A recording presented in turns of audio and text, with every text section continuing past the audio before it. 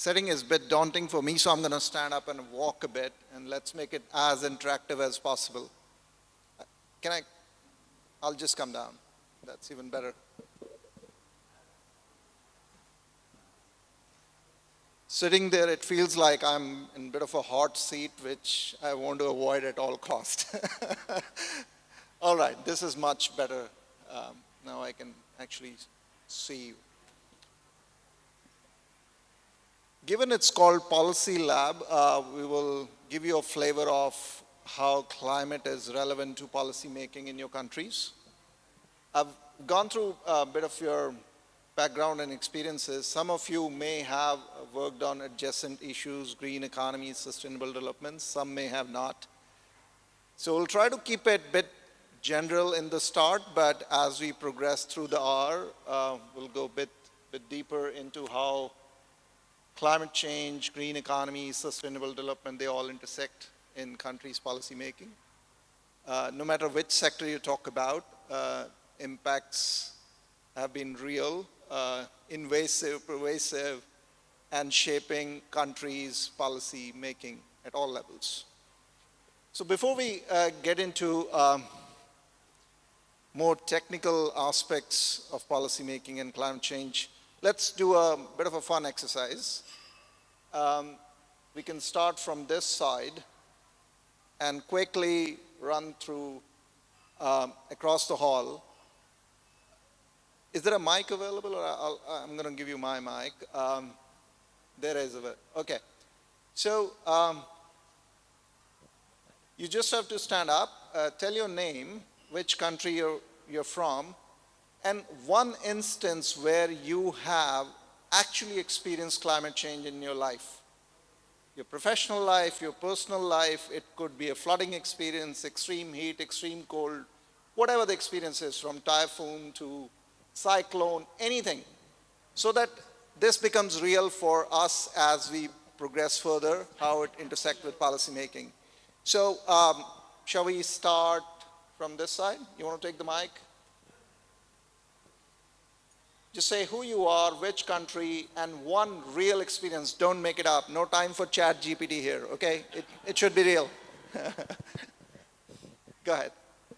Yes, good afternoon, ladies and gentlemen. My name is Pesamon Gelsopa.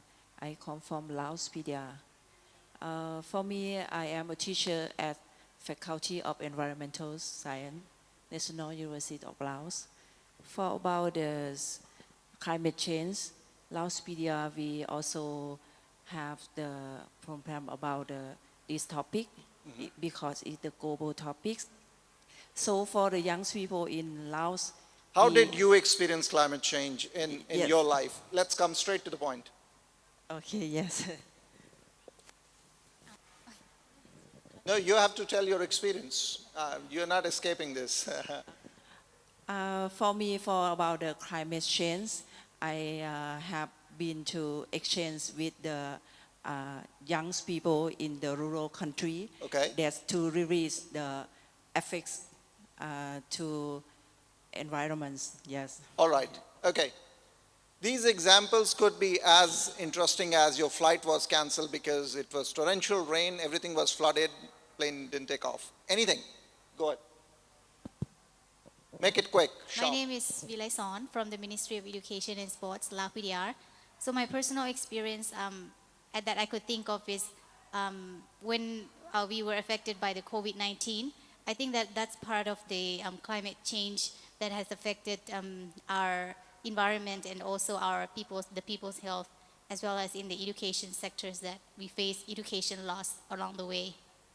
Yes, many researchers did make a connection between extreme heat, extreme humidity, human, animal increased engagement with biodiversity and release of COVID virus and all the rest. So that way, yes, people have made the connection. You please.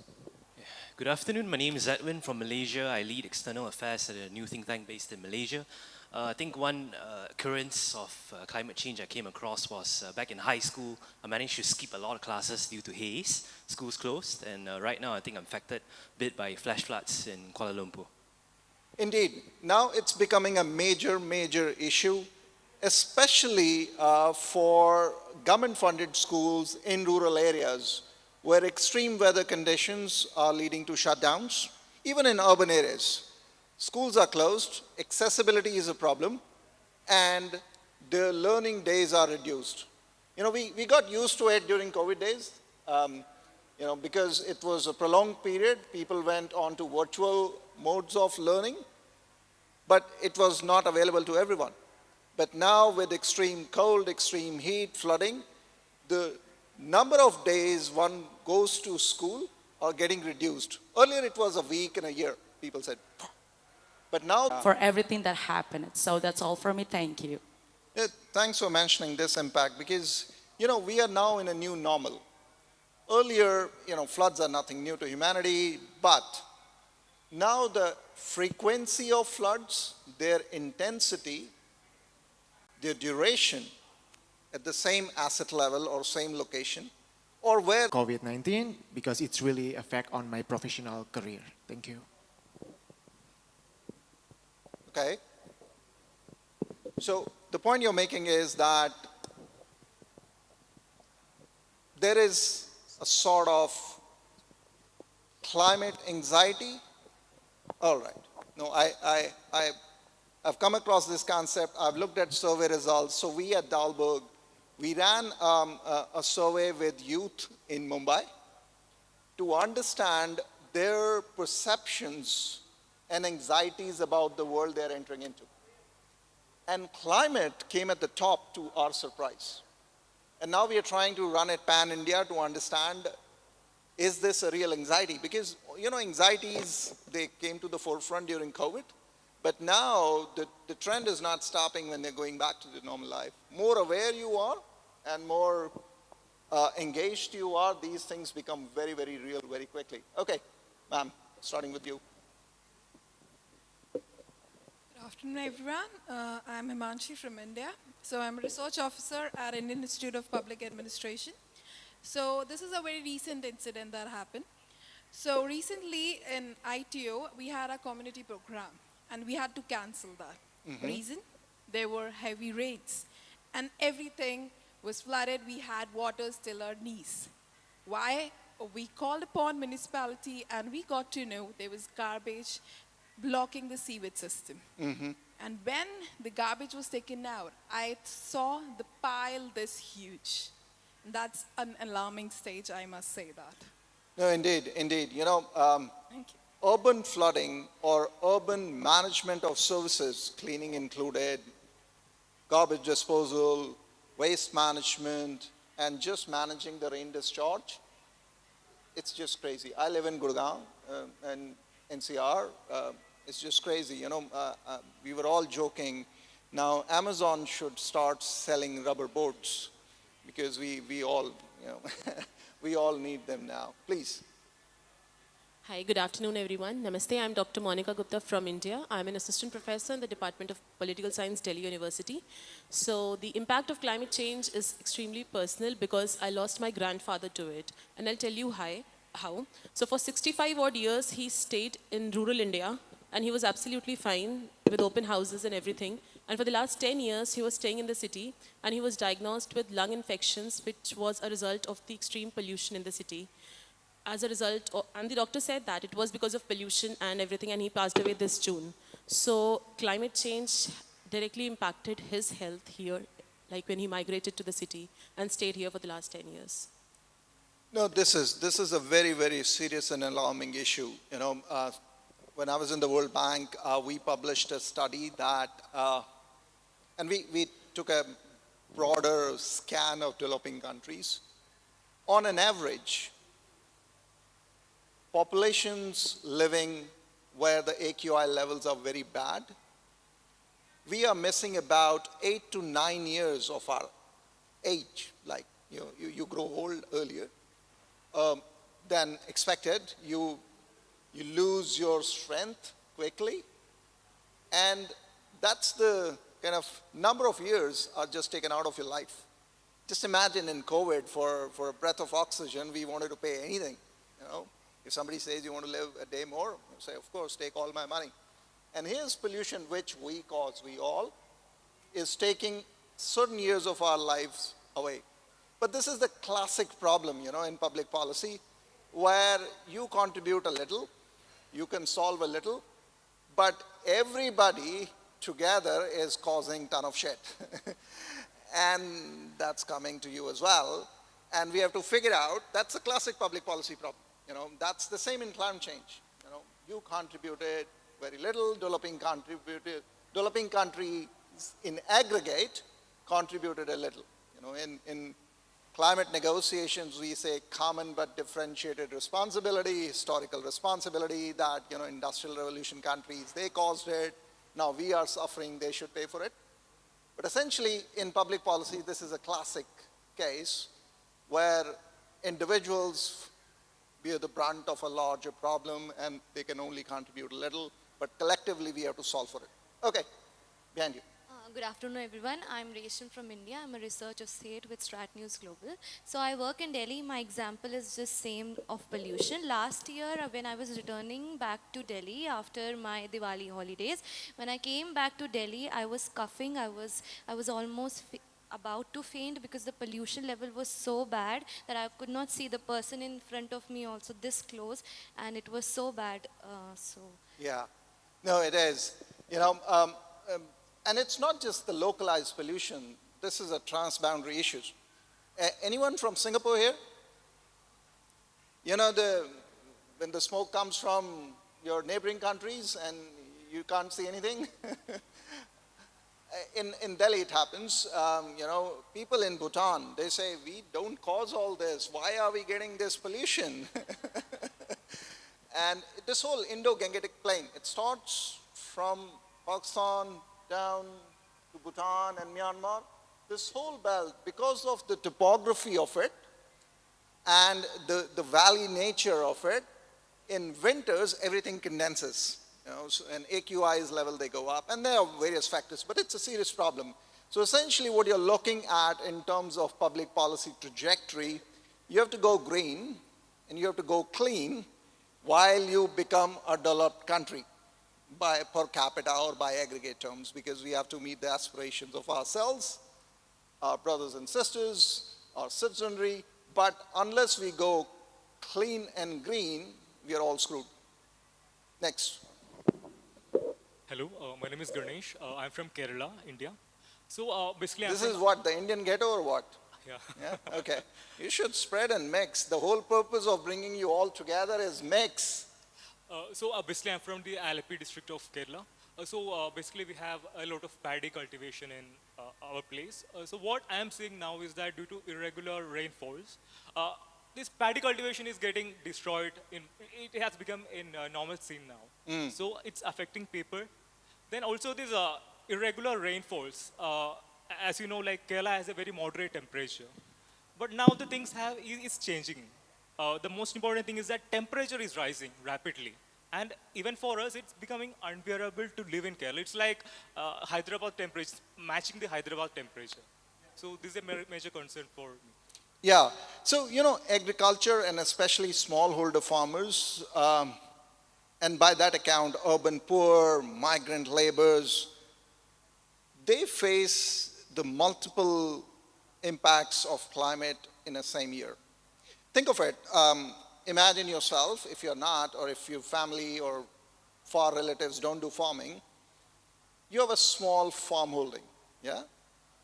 Climate impacts, heat, rain, flooding, whatever, kills your crop. You don't have social safety nets. In most of developing countries, the farm insurance is very thin. You don't have personal insurance. Health insurance is also far and few in between. And what all this leads to is increased disease load. So either the dengue will go up, malaria will go up, all those things, and cholera and everything. So your income is screwed. Your health costs have gone up. Typically, when more flooding happens, accessibility to your source of livelihood, if you have livestock and if you want to sell something, all that is under stress, yeah? So think of intersections of impacts at the same time on a family whose social safety nets are very thin. Yeah? The income is shaky, and they get into debt burden very quickly to come out of it. And once you are in a debt cycle, and if you don't have access to financial services, your medium-term journey for the next few years is completely screwed. And that is a typical case of smallholder farmers in any developing countries we're talking. And this case is not that different if you start thinking of urban poor. So what is happening in all our developing countries is that smallholder farmers are becoming urban poor. They are migrating for better hope of livelihood, lifestyle, earnings, better hope for their kids. They come to urban centers. They do all kinds of jobs, gig workers who don't have social service or financial services accessible to them in terms of insurance, financial cushion and all that. While we have so much happening with our apps, but in terms of the cushion, when things go down, it's very limited. And urban flooding, heating, cold, if you can't go and sell your things on the road where, if you're a hawker or even if you're a gig worker, you work with Urban Clap, every day you have to go and fix something. And in the heat of 45 degrees, if you can't go out, your daily earning is gone. And if it is gone for a week or two and your health goes down, you are in a debt trap. So think of it, the size of population we're talking.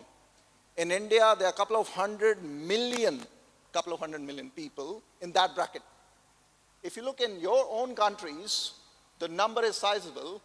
And this is what I call like the thick bottom of pyramid, for which we need to start thinking about solutions to address these very, very severe impacts of climate change on their lives, livelihoods, assets, accessibility, and debt burdens. And unless we start thinking along those lines, within 10 years, you will see a lot of social unrest coming out of these things. Because at the end of it, these people vote. And when they vote with their feet. And that hurts. All right, okay. Where were we? Yeah, hi, I'm Satya Prakash from Delhi University. And correct, sir, like pollution and... They can't see you if you're sitting. Oh, sorry. Pollution and these all actually impacting the lives of the people. It's not only life, but economy, social things and all. Like in Delhi, you will see like courts are banning construction work. Little louder, I can't hear you. The courts, they ban construction works in Delhi. And because of them, there are many people who are not getting proper job and all. And that is actually impacting their life, economy and livelihood. And recently we have seen like because of pollution and we have initiated this Namami Gange project. And we want to clean Ganga because of pollution and climate change. And recently we have seen flood in different parts of India, like in Kerala also. Floods were not there, but now for 4 or 5 years we can see flood. Like recently in Rajasthan, heavy rainfall. Yes. And also like in Delhi, like because of heat waves, ACs are catching fire, and because of that there are loss of lives and economy. So that effect is called local heat island impact, where apartment after apartment you have air condition. In my house we have 6 air conditions. And in an apartment, single apartment, because otherwise you can't live in that apartment. It's on 8th floor. We have 19th floor, 19 into 6, 7. That's one building. We have 20 buildings, such building in that community. And when all ACs go live, they put out hot air. And one AC is here, other building AC is here, and they create a heat island impact.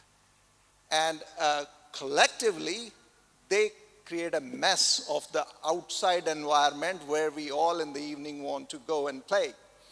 So the point is trying to solve one problem, and if we don't construct these things properly, we are creating another problem. And with ACs, the other problem is the electricity that fires these ACs. And if all of that is coming from coal power plants, then you are emitting more CO2 to beat down the heat, which in turn is coming from the coal power plants you are burning in the first place. So, and the way to think about it, look at the increased income of middle class in all our countries. Everybody wants to have ambient temperature when they sleep, especially. If you add up all the air cooling systems, the energy requirement, it just shoots through the roof. And unless we make all these cooling solutions, not just dependent on ACs, but better architecture, more cleaner electricity, better ways of cooling our houses, more energy efficient air conditioning, we are creating a severe problem on energy demand and climate. We are worsening it while solving it. All right? Next, please.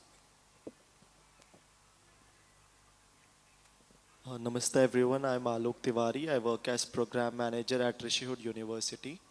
One observation which I want to share with regards to this was the flood which I observed in 2022 in a district which is very close to Mumbai. It's called. You experienced or you Raigad. observed? I observed it, sir. From and then far? post that.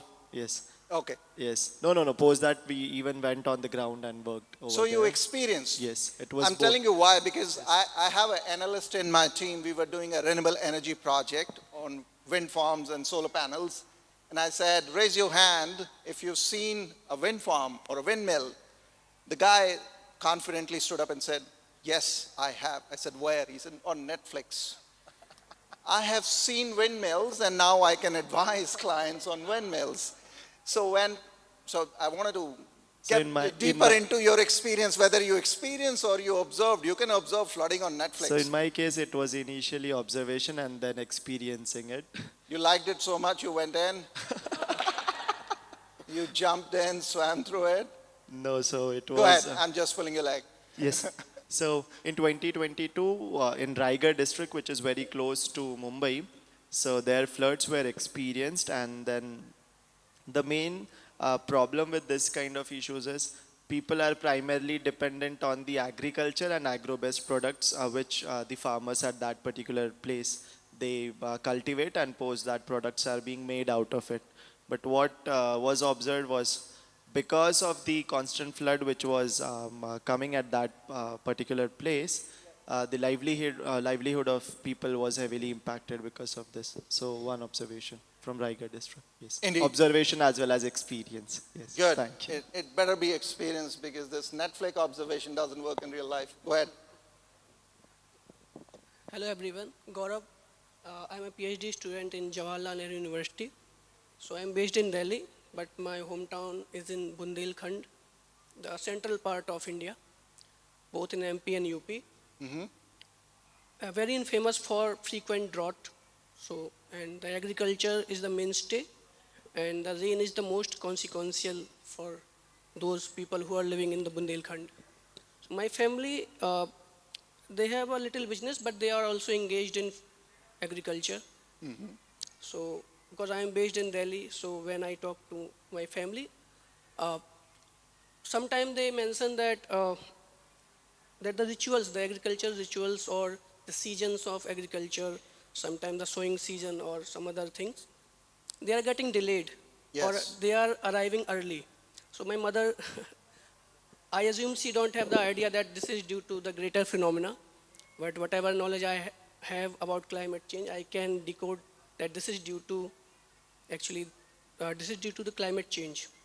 And we have recently faced not torrential, but unprecedented rain in that region, because it is a region that has frequent drought. And so for that region, if like you were mentioning about Rajasthan, Bundelkhand is also on a verge of desertification. So I had observed this, and actually I'm experiencing this when I go to my hometown. And yeah, no, it's very real. It's hitting home now. You can feel it, and if you are related to agriculture, it's firsthand. But I would say even any walk of life, it's hitting you. You see it real. It's no more. You know, when Brundtland wrote that report on sustainable development, when it became so famous, the definition was you should leave the resources for your next generations to come. Climate change has made it so urgent. Now the definition, practical definition of sustainable development is, can you save the resources for yourself? Because it's, forget about your next generation, when I speak with my clients who are 50 plus, I say it's your pensions which are going to get hit. You saved, you made investments in provident funds. Those monies are invested in long-dated assets, dams, railways, you name it. So that after 65, when you retire, you keep getting payment till you go to heaven. That asset is at risk. So it's no more like I have to worry about my grandkid with climate change. Even people senior to me, they should worry and work on it, because otherwise they have to keep working till 85 and it's not going to be a pleasant experience because their savings would be gone. All right, let's make it a little fast, and I'll speak less and you'll speak more and faster.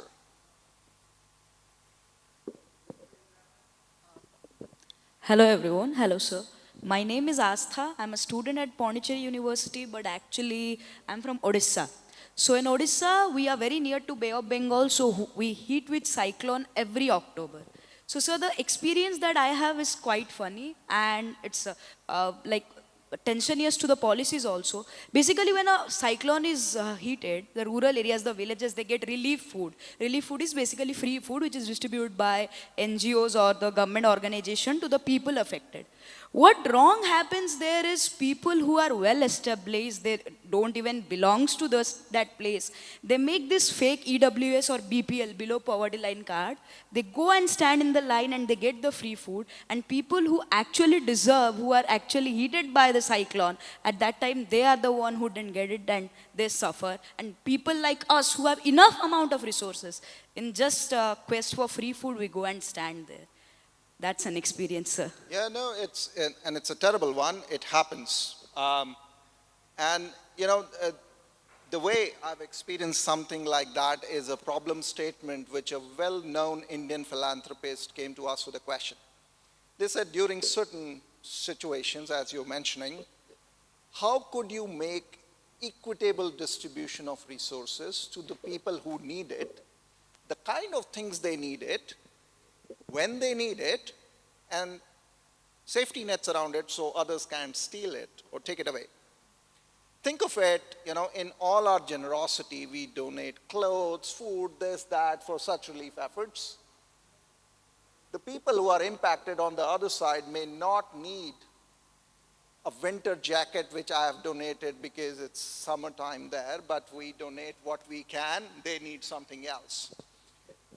So the way, the experience we were told in Indonesia and in Philippines, and I'm blanking on the name of the foundation which is actually doing it, they have developed an app which various citizenry have downloaded. They upload what they need. So first they have to report that there is a disaster. So if there is a flooding in that area, they have to click a picture, geotag it, send it. And they have refined the method so that they collect data points from various sources to assure that this is not somebody just sending old pictures. It's real, it's happening, how much severe and all that, and everybody puts in their demand. And then they have to validate whether they are really needed, all the right, whatever, the digital signature, Aadhaar card, this, that. And they try to match the supply to that area, including, baby food, diapers. These things become extremely critical in the need when you don't get it and you have a small kid. So the point I'm trying to make here is, think of technology, and especially digital technology, which could improve our relief response. Many of you would end up working in government, and relief response is one most important responsibility of the state. We so far haven't given it completely private. I don't think in any country, even in the United States, they have FEMA and various other agencies. So relief efforts is, or one of the prime responsibility of government, and think about digitalization of solutions, provision of services, especially given the climate crisis is going to hit more and more severe, more compounded, and multi-hazard at the same time. You please. Good afternoon. I'm Vanita, a research intern at National Maritime Foundation. So I come from a district from a Rajasthan Haryana border, Sirsa, and like other people mentioned, there is a problem of irregular rainfall. And because of that, we each year, especially this year May, we had a water scarcity problem, drinking water scarcity problem, I would say, and which was not even the peak of summer month. We still had, June was the hottest month at that place. And because of that, the harvest season also, the season starting gets delayed. And then when the harvest time, we suddenly have a lot of rain and it gets destroyed. So it's been happening since last 4 or 5 years. And I've observed and experienced it very closely. No, indeed, indeed. You know, regions which never experience flooding are getting flooding, extreme drought, flooding at the same time, same place, different time in the year. You please. Hi everyone, good afternoon. My name is Siddharth and I'm from Delhi. Closer. Okay, so one of the experience I want to share is that since 2022 I've been a frequent tourist to Kashmir, and one of the things I've experienced and observed is that Kashmir is a fairly cold place, but what we are experiencing right now there is that demand for the AC vehicles have gone up. Resorts are asking for the tourists there, the guests there are asking for AC rooms, which was a very different situation for them because whenever they arrive, mostly it's a very cold weather in there. One of the other investigation in one of the reports which we found out was that the skiing season is going short. The season in which the snow is there, the ski and adventure sports used to happen, it's getting shorter and shorter.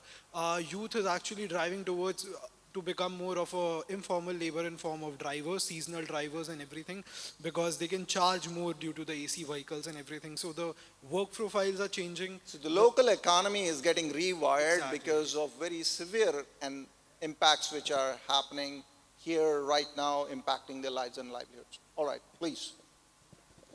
Yes, hello, my name is Sopanya, I'm from Cambodia. Yes, actually for the climate change in Cambodia, that my experience that during it have the flood in Cambodia at this time, and it just caused during the COVID-19 also. So within this that we have experienced throughout, because at that time I was in the Ministry of the Social Affairs, so within the social protection program, so we create for the social assistance program by doing the car transfer to rehabilitate the living of the people, because actually you already known about the situation during the COVID. The living of the people is very quite difficult, and it have less of the food and anything. Moreover, even the government tried to conduct for the car transfer for them, but when the flood happened again, so it just be destroys anything throughout their living. So at this time that we do the K plus for them, by create the others car transfer program for them, and they can go to withdraw the cars to rehabilitate their living after the flood.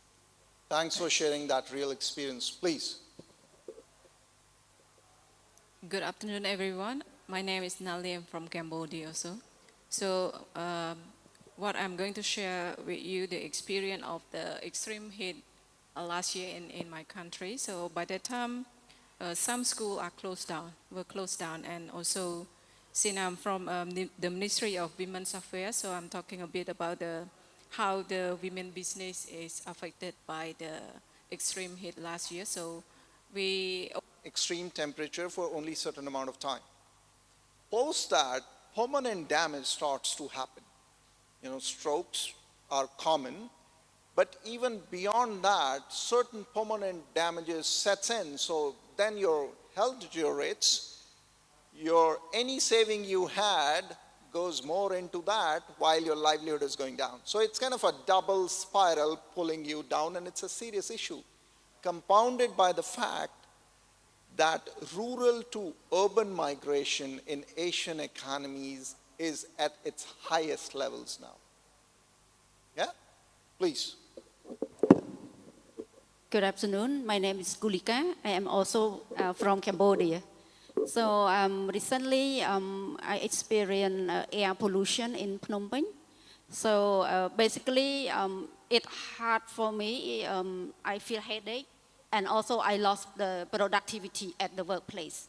And also some the old people are also affected, especially they can have a stroke and also like asthma.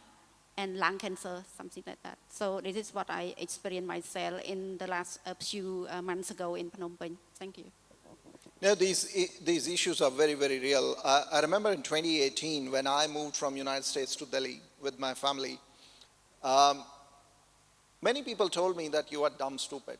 You're taking your two young kids to a very, very polluted area. That time, embassies in Delhi had declared it a non-family posting. You're saying if you have kids, don't come. Or we will pay you to work from Singapore or Bangkok to work in Delhi, but you stay there. So it's a serious, serious economic issue. You know, estimates are that India loses about, I think, $90 billion every year to air pollution due to reduced productivity, reduced footfall, increased health costs, you name it. And I think these figures are not that different in the countries you come from. So it's a real issue to the economy. So economists who are worried about economic growth in their countries, this is a hard choice we need to make, how we grow our economies. Should we let polluting industry go the way they want? Many things are fixable, but this old argument that there is a wedge, either you do development or you do environmental protection, is no more true. And I think that's the question within 5-7 minutes we all should tackle, that how to build a policy memo, let's say to your Prime Minister, where you debunk this, that this is a false choice if presented to you, that for economic development, we have to sacrifice the environment, or we can't solve for climate while we are growing our economy. All right? Sir. Good afternoon, sir. Good afternoon, everyone. My name is Kung Kung. I'm from the Royal Embassies of Cambodia in Delhi. Yes. And generally, if we talk about climate change, we might refer to the flood, storm, or weathers become hotter and hotter. For my experience back to 20 years ago, no, I don't hear many people talk about climate change. It was very enjoy and very fun. But later on, you know, in my hometown, it was the regular rainy, but right now the rainy plus windstorm that destroy some part of my neighbor and also my house. And people were so scared during that time. This is personally experience that I would like to share. And during my term, I working in Delhi. First, I think that the weather is similar to my countries, but when I come, you know, when the winters come, the pollution, the air pollution, so I have to force myself to work indoor. And I saw the many schools closed. Children, they have to study at home, virtual.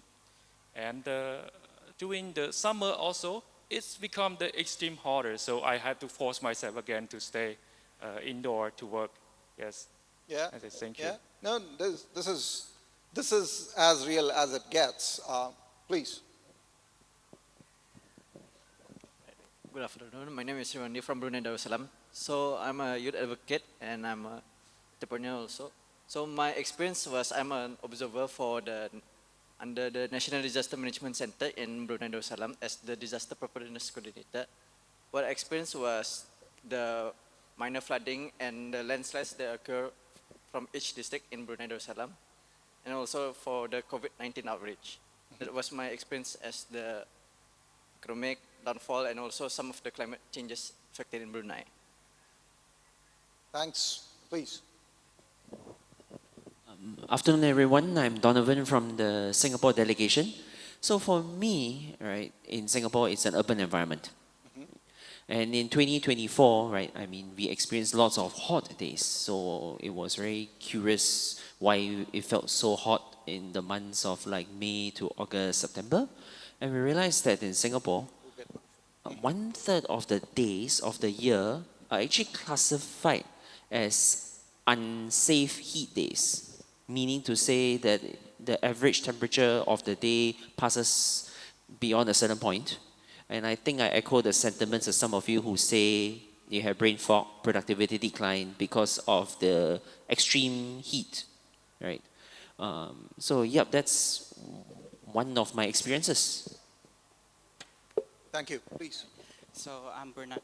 I'm Muiz Jaya from Brunei. So we have an recent year interaction and share experience from local therapists and also from culinary industry, and how the local indigenous ecological knowledge is being gone slowly because of the extinction of the native forest plant and animal, which affect their businesses not only from culinary industry to wellness industry, but it also affect the local farmer and the rest of the surrounding community, particularly that could break down the circular economy around the community. That's what I can see and experience while talking with the community around us that affected by the climate change, even though they don't know about climate change. Indeed.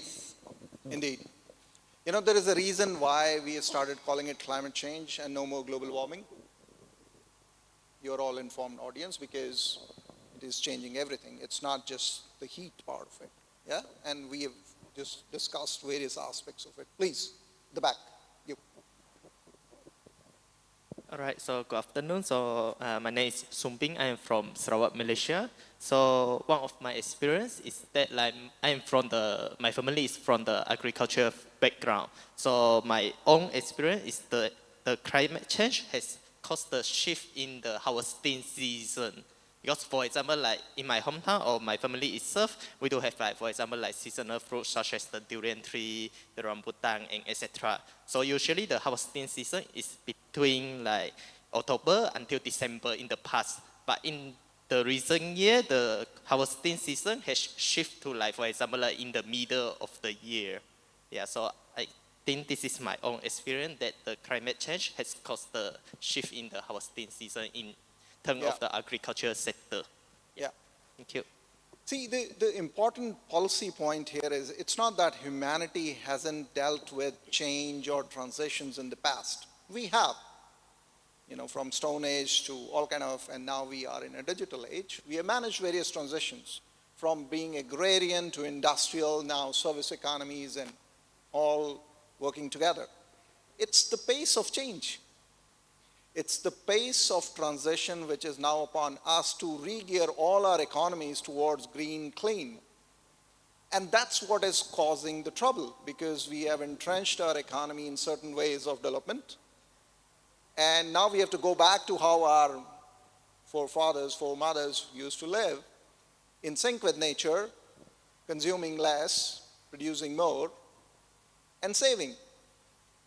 So it's the pace which is causing the problem. Otherwise, we've dealt with various changes, even bigger changes than this. Humanity can deal with all this, and that's where our adaptation and resilience comes to the fore. You please.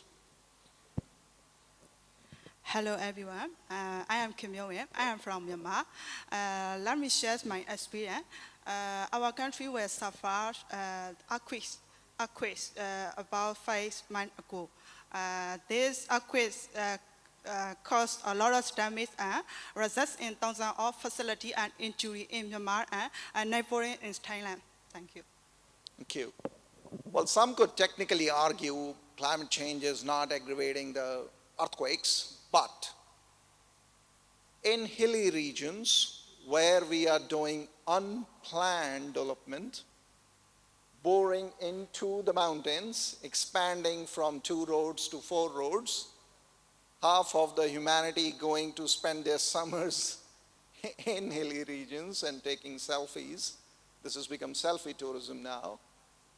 We are disturbing the ecological balance of these fragile ecosystems. And that's leading to massive landslides. One earthquake which would not cause that much damage now would wipe out, because other systems of that particular locality or location have been damaged. So one has to think it in a very, very integrated way rather than a unidirectional material development approach. With that, let me invite you, ma'am. Hello, good afternoon, everyone.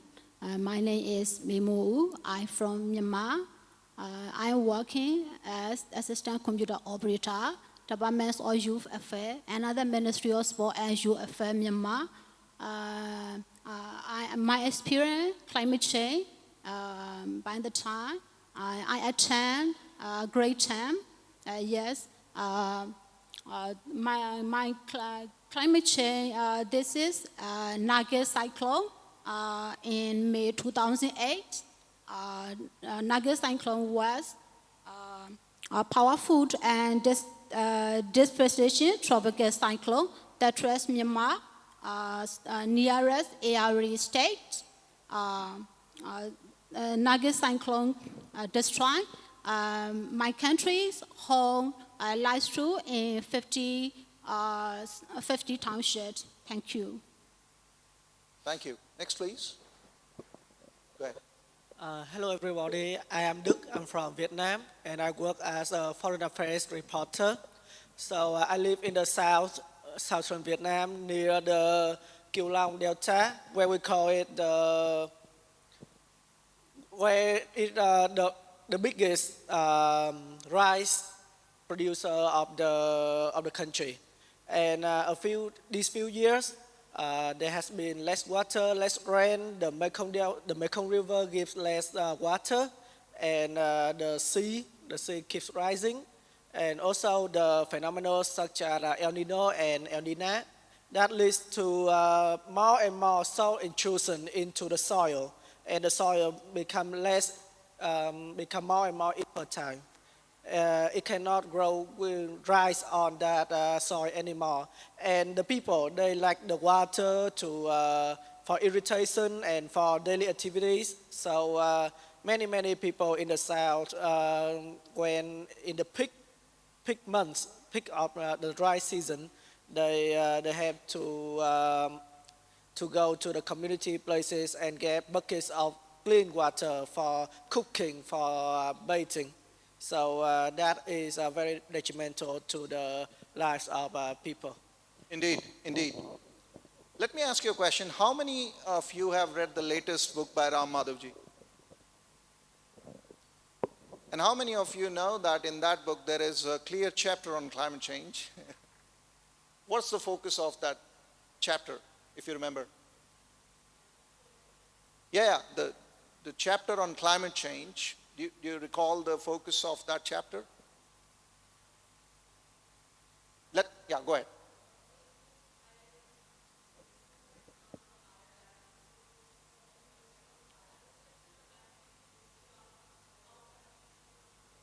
Yes. Yes.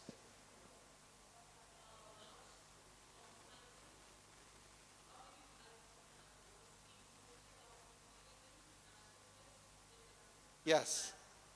Thanks. And the way he brings these recommendations to life is starting with the impacts of climate leading to migration and how severe migration challenges would bring countries to war. It's already happening. There are case by case empirical evidence which is now accepted that one of the biggest factor of migration from Africa to Europe has been impacts of climate change. And that has led to a lot of tension in the local fabric. Of course, there are conflicts and wars. But climate as a stressor, as a multiplier of these conflicts leading to migration, leading to cross-border migration and tensions is a big hot spot now, beeping on the radar of IR professionals like you and others. Please, now your turn, the back. You can't hide behind anyone, there's no one there.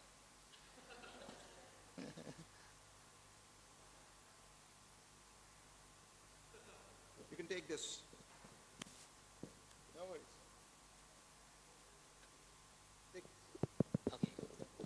Okay, thank you. Thank you so much. So yeah, my name is Casey. I am from the Philippines. So the question was very deeply personal to me because me and my family, we survived the strongest typhoon that ever struck my country last 2013.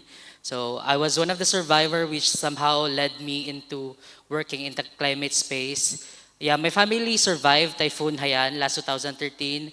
My best friend did not survive. 7,000 other people in my city did not survive. 1,000 people are still missing even up until to this day.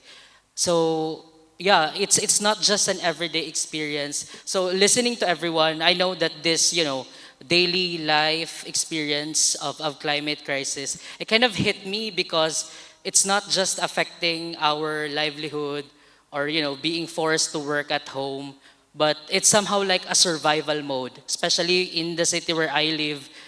Climate change, it's not just climate change, but it's a climate crisis where a lot of injustices happen, and every one of us is just like surviving, trying to survive every day.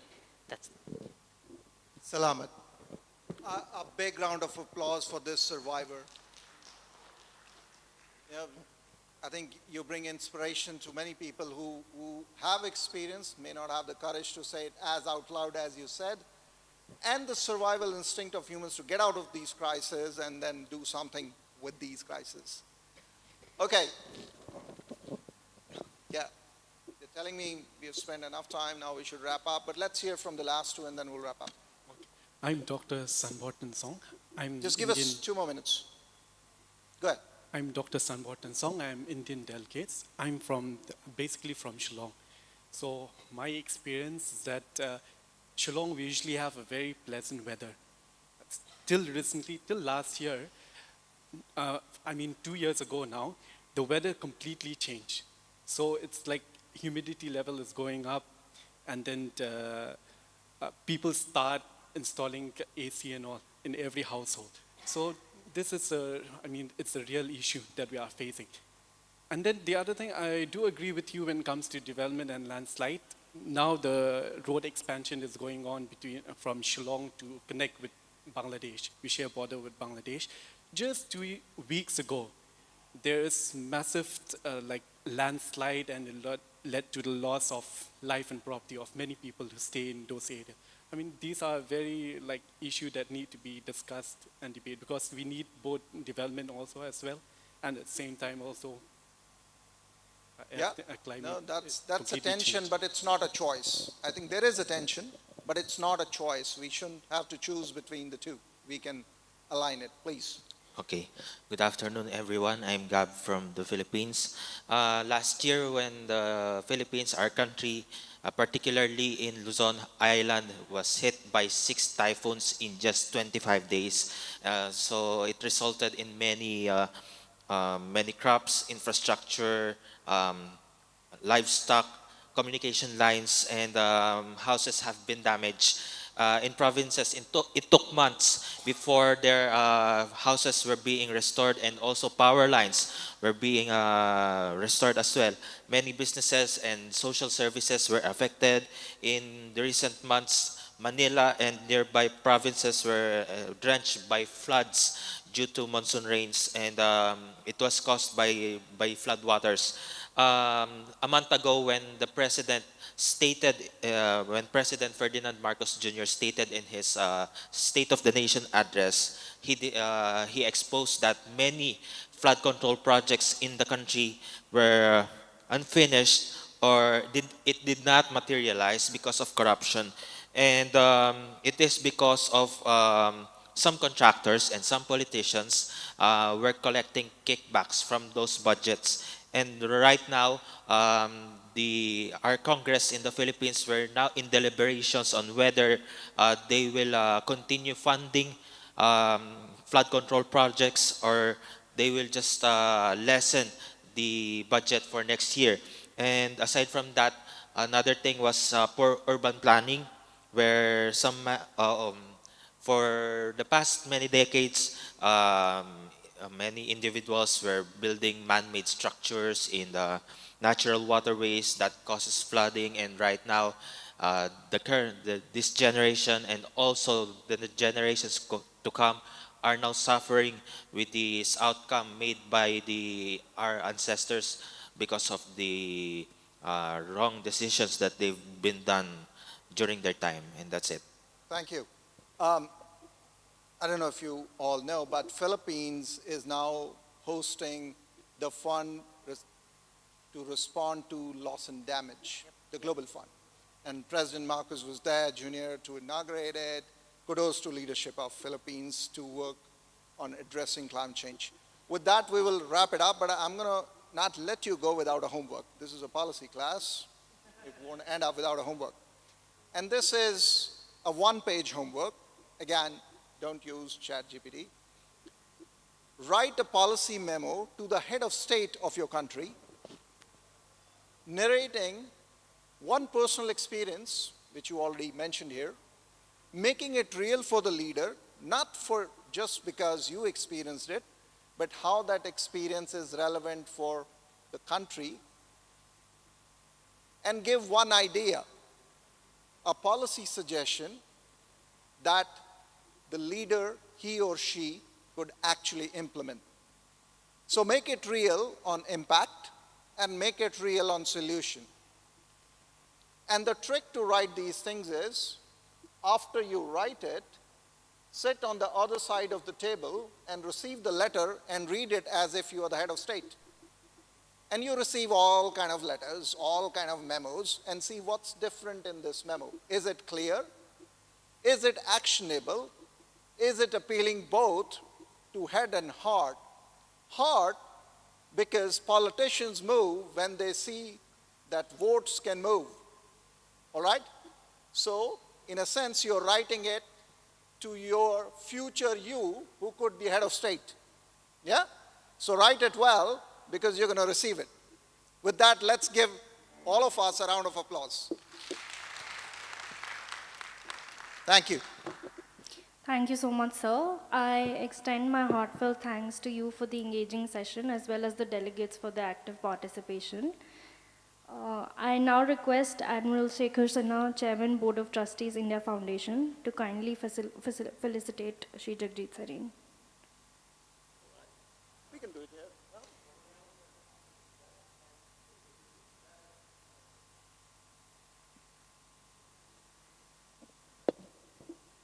Firstly, a million thanks to Jagjit. They insist, as they desire. Difficult. These are very you're the guest. No.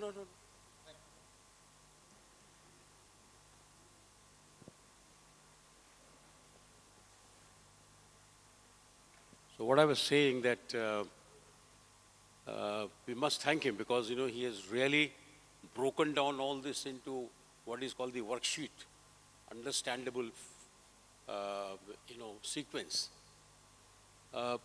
One just point I want to add, this climate change, you have to analyze. Is it man-made at some point in time, or is it nature's impact?